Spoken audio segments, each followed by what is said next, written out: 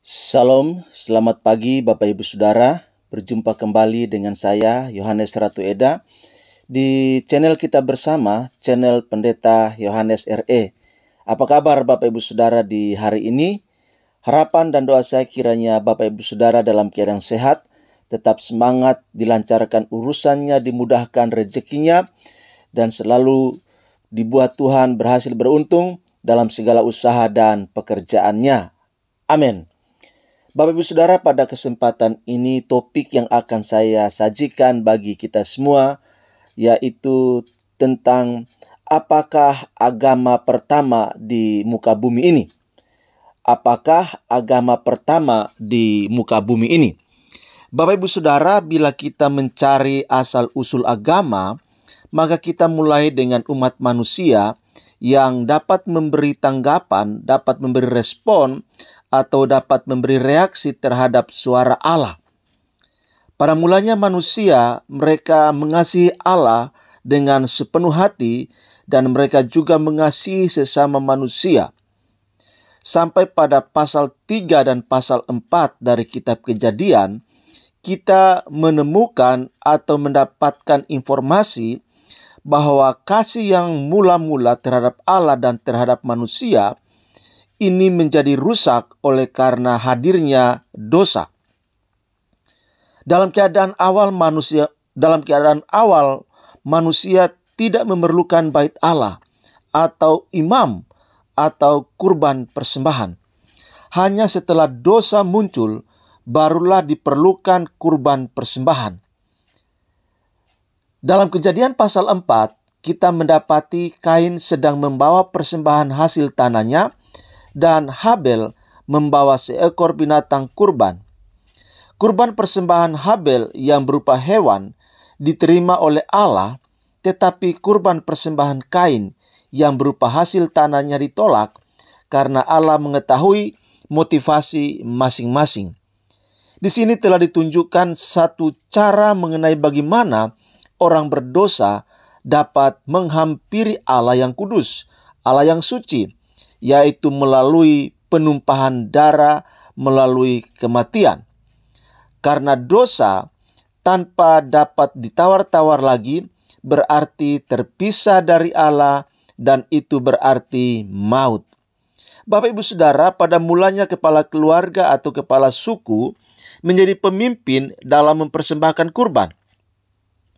Setelah keluar dari Mesir, Musa menunjuk satu kaum imam yang spesial, yang istimewa, yang khusus, yaitu dari keturunan Harun untuk mengawasi persembahan kurban pagi dan petang, persembahan kurban mingguan, kurban bulanan, dan kurban khusus.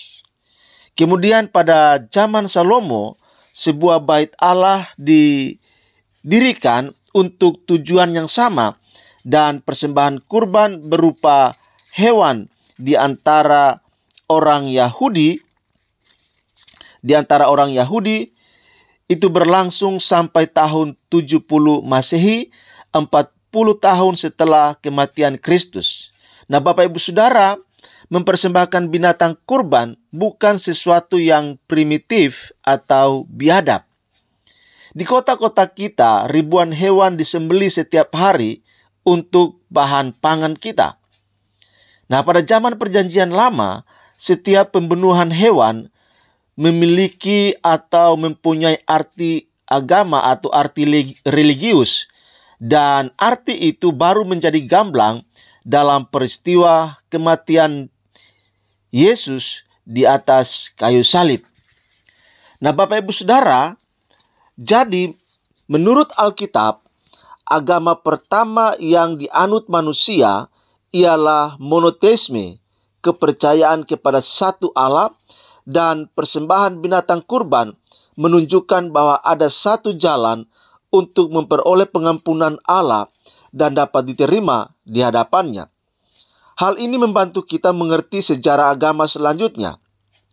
Alkitab Perjanjian Lama memberikan contoh-contoh tentang bagaimana manusia berkali-kali tergoda untuk menyimpang dari monoteisme menjadi politeisme, yaitu menyembah lebih dari satu Allah atau dewa.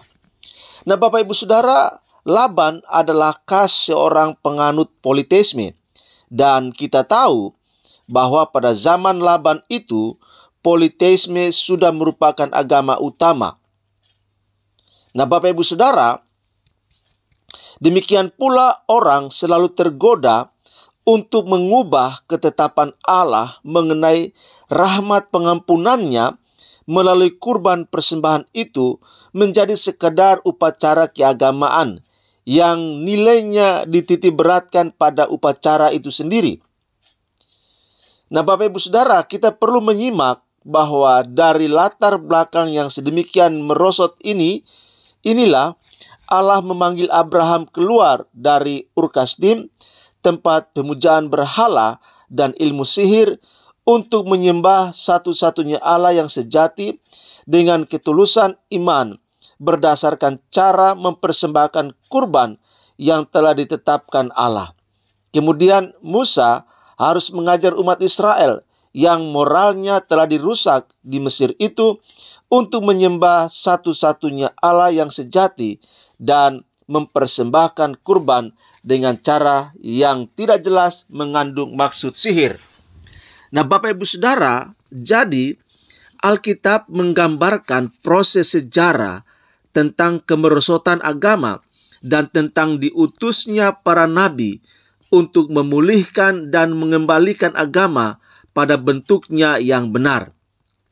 Pada malam sebelum kematiannya, Yesus memberikan roti dan anggur sebagai lambang untuk mengingatkan kita akan pengorbanannya yang terakhir.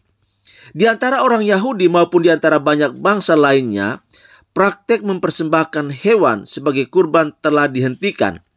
Namun hal ini sama sekali tidak menghentikan kecenderungan mengarah pada kemerosotan agama. Dalam gereja Kristen pun dan banyak agama lainnya, para pendeta atau imam tergoda untuk menyatakan bahwa upacara keagamaan mereka dapat memaksa Allah agar melimpahkan kemurahannya dan hidup mereka di dunia ini maupun di dunia yang akan datang. Jadi Bapak Ibu Saudara, dari sini kita melihat bahwa agama yang dianut oleh umat manusia atau agama pertama di muka bumi ini adalah agama monoteisme. Itu sebabnya manusia selalu merasa kagum akan daya kreatif, daya cipta, daya pengaruh dari agama monoteisme. Nah, Bapak Ibu Saudara, kita menganggap daya cipta sebagai suatu karunia yang diberikan kepada orang-orang istimewa. Kita menganggap karya mereka ini diinspirasikan atau diilhamkan karena memberikan suatu ilham, dan entah bagaimana seniman itu sendiri juga merasa bahwa karyanya berasal dari luar dirinya. Karyanya itu lebih daripada sekadar hasil aktivitas yang dilakukannya secara sadar. Jadi Bapak Ibu Saudara, agama monoteisme adalah agama pertama di muka bumi ini yang dianut oleh umat manusia, dan satu-satunya cara untuk mendekati Allah ialah melalui kurban persembahan yang dibawa sebagai salah satu bentuk upacara yang bisa melalui kurban itu terjadi rekonsiliasi, terjadi perdamaian antara Allah yang hidup dan berkuasa dengan umat manusia yang berdosa. Jadi setelah Yesus mati di atas kayu salib, maka semua kurban yang diselenggarakan atau yang dilakukan dalam sepanjang perjanjian lama itu dihentikan, atau semuanya klimaksnya atau puncak dari semua pengorbanan itu, semua kurban itu, puncaknya ada pada pengorbanan Yesus di atas kayu salib. Itu sebabnya ketika Yesus berkata tetelestai, sudah selesai, memberikan penegasan kepada kita semua bahwa kurban-kurban yang dinyatakan dalam perjanjian lama sudah selesai ketika Yesus mengorbankan dirinya di atas kayu salib, sehingga kita sampai hari ini sebagai gereja Tuhan tidak lagi menjalankan pola prosesi kurban seperti yang dijalankan di dalam perjanjian lama. Bentuknya sudah berubah dan cara pendekatan kepada Allah pun sudah berbeda, sebab Yesuslah jalan satu-satunya yang bisa membawa kita memiliki akses baru masuk ke dalam hadirat Allah oleh darah Kristus, anak domba Allah yang tanpa cacat, tanpa celah. Itulah yang memberikan kepastian serta jaminan bahwa setiap kita yang percaya kepada Allah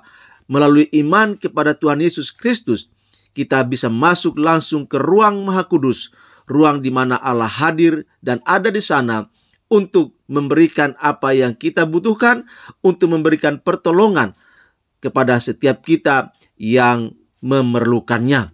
Demikian Bapak Ibu Saudara, kalau kita mencari asal-usul agama manusia pertama di kolong langit ini, kita mendapatkan satu pemahaman bahwa agama pertama manusia adalah agama monoteisme, dan itulah yang dipraktekkan di dalam sepanjang sejarah Alkitab dan juga dalam sepanjang sejarah kekristenan.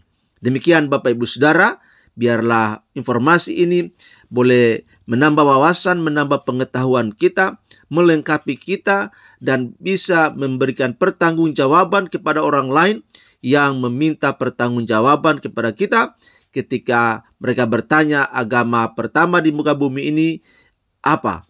Jawaban kita adalah agama pertama di muka bumi ini adalah agama monoteisme, agama yang percaya kepada satu Allah yang melalui kurban terjadi pemulihan dan pendamaian antara Allah dengan manusia.